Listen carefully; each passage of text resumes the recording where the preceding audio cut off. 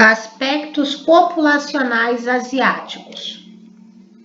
Além de ser o maior continente em extensão do mundo, a Ásia também é o mais populoso, pois abriga mais da metade da população mundial.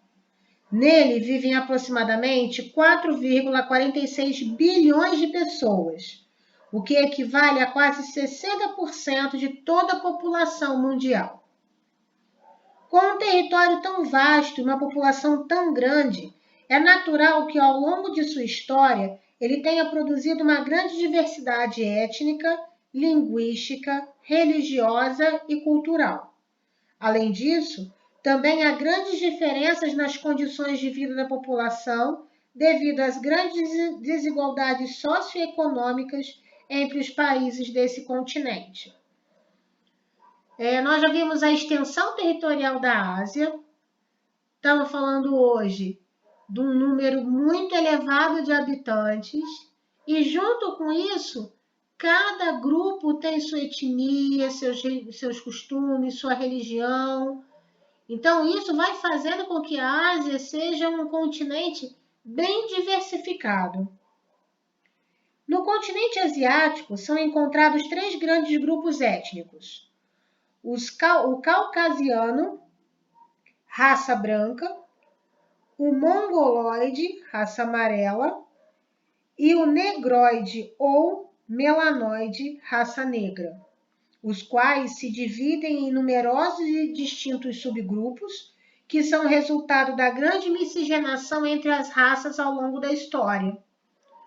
Os caucasianos estão concentrados principalmente no território russo e no Oriente Médio, onde são encontrados os semitas, mas também aparecem no subcontinente indiano, em virtude da colonização europeia. Os povos da etnia mongoloide, originários desse continente, ocupam predominantemente a Ásia setentrional, oriental e porção insular. A população negroide, menos significativa, mistura-se com outras raças no sul da Índia e no sudeste asiático. Então, assim como nós já vimos na história do nosso continente, do nosso país, né? Lá nós vimos o branco, o índio e o negro. Né? Aqui eles chamam de raça amarela, né? Apesar da gente usar muito de forma distorcida, né, a palavra mongoloide para ofender os outros, né, vem dos mongols. Então, isso daí é uma raça que, misturada com as outras, né, com a branca e com a negra, também trouxe essa variedade étnica para a Ásia. A Ásia possui uma incrível variedade de grupos linguísticos e dialetos. Para se ter uma ideia da realidade, apenas na Índia são falados mais de 300 línguas e dialetos. O país reconhece 22 línguas oficiais, característica bem diferente da realidade brasileira, que reconhece apenas o português como língua oficial. Mas podemos considerar que os grupos linguísticos mais importantes da Ásia são o chinês, amplamente falado na China e no seu entorno, ele é considerado a língua mais falada do mundo, o hindi, língua mais falada na Índia, o árabe, predominante nos países do Oriente Médio e no Paquistão, o japonês, falado principalmente no Japão, o inglês, que foi bastante difundido no subcontinente indiano e na península da Indochina, em virtude da colonização britânica. As religiões praticadas na Ásia também são numerosas, mas podemos destacar 6. O islamismo, o hinduísmo, o budismo, o shintoísmo, o judaísmo e o cristianismo.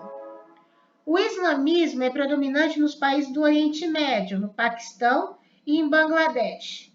A religião muçulmana, além de sua importância religiosa, também exerce uma grande influência política, já que em alguns países onde é praticada, o líder religioso também exerce o poder político, como ocorre no Irã.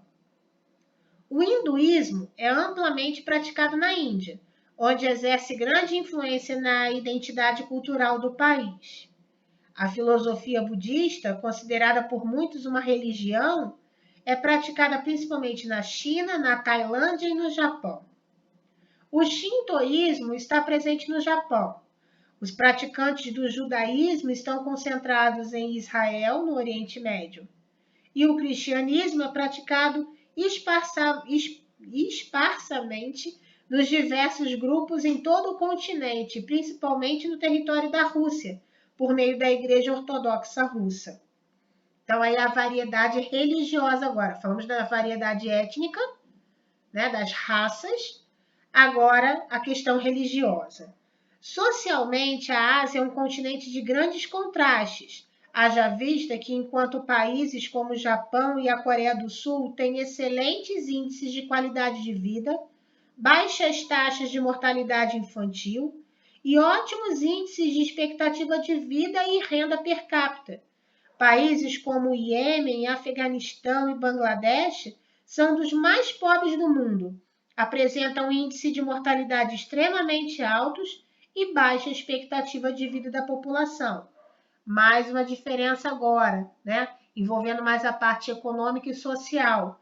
Também mostra essa diversidade da Ásia, né? Países bem estruturados, com uma boa qualidade de vida, com uma expectativa de vida elevada, e outros, né, ao contrário, baixos índices de... o nível de expectativa de vida é baixo e é alto índice de mortalidade. O grande contraste da distribuição populacional. Agora vamos ver a parte demográfica, né, da população distribuída pelo continente. Apesar de ser um continente extremamente populoso, a Ásia apresenta grandes diferenças quanto à distribuição da população ao longo de seu território. Já vimos que no Brasil acontece a mesma coisa. Em síntese, a população está concentrada no litoral sul e no extremo oriente do continente, destacando-se os litorais chinês, indiano e japonês. A porção do Oriente Médio também apresenta um grande contingente populacional. Dessa forma, a distribuição populacional também é um fator contrastante na Ásia, pois algumas regiões são extremamente povoadas e outras são imensos vazios populacionais. A gente já estudou em geografia desses vazios populacionais, né? São regiões com poucas pessoas e que geralmente têm fatores que levam com que essas pessoas não morem naquele lugar, né? Pode ser questões climáticas, é frio extremo, pode ser um deserto, né, com a seca, com a baixa umidade do ar, fatores que fazem com que as pessoas não fiquem naquele lugar. Isso vai provocar esses vazios demográficos aqui populacionais. Bangladesh, por exemplo, possui um impressionante índice de cerca de 1.154.074 habitantes por quilômetro quadrado. E Mongólia, por sua vez, apresenta densidade demográfica de 2 habitantes por quilômetro quadrado. Olha a diferença de quantidade de habitantes de um lugar para o outro. Página seguinte. Temos o mapa da densidade demográfica. Aí, pelas cores, vocês conseguem ver. A parte amarela tem menos de 1 habitante por quilômetro quadrado, né? São as partes onde a gente vê esses vazios demográficos que eu falei ali atrás. E vai escurecendo até chegar nessa parte marrom mais escura, que é acima de 100 por quilômetro quadrado. Então, foi o que falou lá, mas a parte do litoral, né, é a mais povoada. As concentrações populacionais na Ásia estão diretamente relacionadas com as condições naturais. Assim, as regiões de planícies férteis da China, favoráveis ao cultivo, concentram grande parte da população chinesa, mas o norte do continente, que é dominado pelos climas subpolar, caracterizado por baixíssimas temperaturas e densas florestas de taiga, repele as aglomerações humanas, produzindo um dos maiores vazios demográficos do mundo. Então, só nesse parágrafo, vem falando, né? Regiões de planície, relembrando também parte de relevo, são as regiões mais planas, próximo ao nível do mar. Isso favorece a ocupação. Agora, lugares montanhosos, lugares com temperaturas muito baixas, Então, esses lugares dificultam a ocupação humana. Então, formam esses vazios demográficos. O relevo é um dos fatores que causa essa desigual distribuição demográfica pelo continente asiático. Os recursos hídricos determinaram fortemente as grandes concentrações populacionais na Ásia. No Oriente, a confluência dos rios Tigre e Eufrates abriga um significativo contingente populacional nessa parte do continente asiático. No subcontinente indiano, a população paquistanesa está concentrada às margens do rio Indo. Nos vales dos rios Ganges e Brahmaputra está concentrada grande parte da população indiana. Na península da Indochina, o rio Mekong influencia muito a ocupação dos países que atravessa. E na China, os rios, aí vai começar a ficar mais complicado de falar, né? Yangtze e Huanghe abrigam em suas margens grande parte da população chinesa. O fato de terem rios, né, passando por algumas regiões facilita a ocupação, porque são lugares que têm água, então tem os solos férteis, a vivência no lugar também fica mais tranquila pela quantidade de água. Então, um lugar que é seco acaba sendo um vazio demográfico. Um lugar que é bem regado por rios atrai a ocupação humana. Os países mais populosos do mundo. A Ásia abriga dois grandes países mais populosos do mundo. Os dois mais populosos, a China e a Índia. Atualmente, a China é o país mais populoso do mundo, pois soma cerca de 1,4 bilhões de habitantes. Por sua vez, a população da Índia está estimada em 1,3 bilhões de habitantes, e por isso o país ocupa o segundo lugar no ranking de países mais populosos.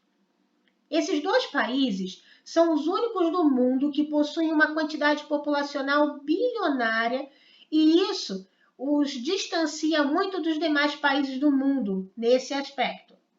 O terceiro país mais populoso do mundo é os Estados Unidos, com uma população estimada de 325 milhões de habitantes, o que enfatiza as diferenças populacionais entre os países. Dessa forma, Índia e China ainda possuem pelo menos 1 bilhão de habitantes a mais que o terceiro colocado, no caso dos Estados Unidos, uma vez que suas populações são quase 5 vezes maiores do que a população norte-americana. No entanto, engana-se quem acredita que possuir uma superpopulação seja vantajoso.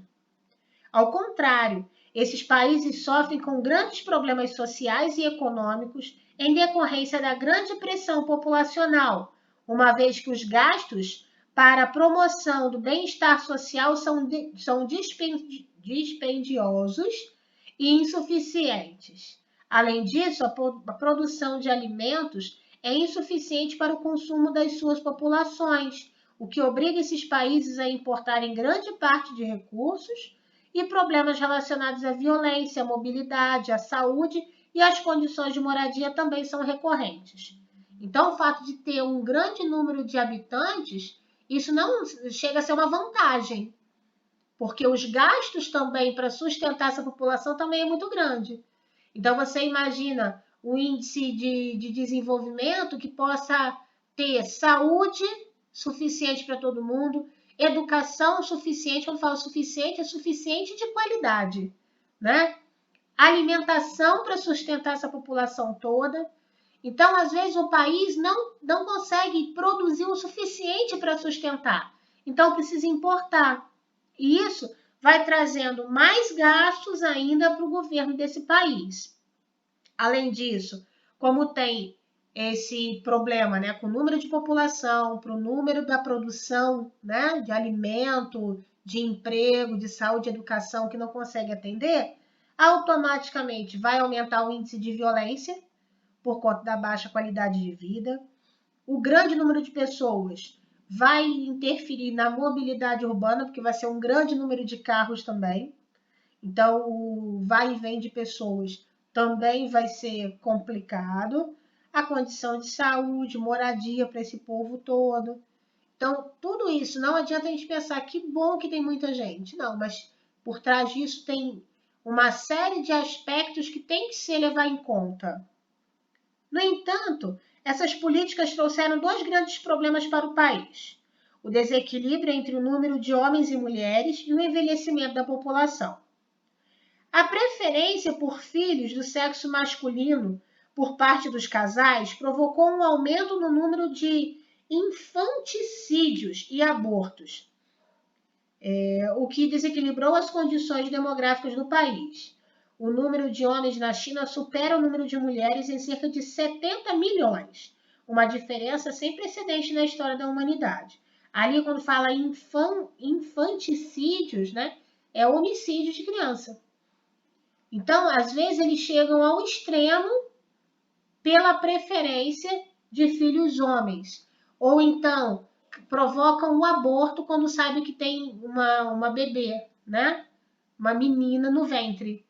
Então, eles chegam a esse ponto. Esse processo da grande quantidade de população vai provocar esses fatores, vai trazer esse desequilíbrio, porque aí vai ter muito homem comparado a pouca mulher. Então, tudo isso vai interferir futuramente até na quantidade de nascimentos desse lugar, né? O fato vai tendo muito homem, menos mulher, menos partos, menos gravidez e menos criança nascendo. A queda na taxa de natalidade do país, que foi o que eu acabei de falar, foi acompanhada por um aumento na expectativa de vida da população, o que provocou o gradual envelhecimento da população. Quando eu falo esse envelhecimento, é que agora vai começar a ter mais idoso, né, do que criança. Porque se não está nascendo tanta, as pessoas já vivem e vão envelhecendo. Esse envelhecimento criou uma pressão previdenciária na medida em que os trabalhadores se aposentam e restam menos pessoas em idade ativa, ou seja, que compõem a população economicamente ativa. Muita gente envelhecendo, muita gente se aposenta. E como pagar a aposentadoria para um número tão grande de pessoas se aqueles jovens que têm que entrar no campo de trabalho são em número menor, são em número reduzido? Como que fica essa conta? A Índia apresenta condições similares à da China, no que tange ao crescimento populacional e seus impactos na qualidade de vida da população e na economia do país. A população indiana apresentou um aceleramento do crescimento e melhorias graduais na condição de vida, principalmente a partir da década de 1960, com o avanço da medicina. Mesmo assim, a Índia ainda sofre com grandes problemas da desnutrição e falta de saneamento básico, principalmente nas áreas rurais. Então, algo foi feito, né, lá na década de 60 para melhorar essa qualidade de vida da população, mas a Índia ainda sofre, né, com grandes problemas, seja na parte econômica, que vai gerar uma série de problemas, como a desnutrição, a falta de saneamento básico, né? E isso acontece principalmente nas áreas rurais, afastadas das cidades. Em virtude desses problemas e do descontrole populacional, o governo indiano está impondo políticas de controle de natalidade para a população. Atualmente, em pelo menos 5 estados da Índia, estão em vigor leis que limitam o nascimento de apenas 2 filhos, mas nacionalmente a proposta de extensão dessa política é regularmente discutida. Desde então, as taxas de natalidade têm se mantido estáveis.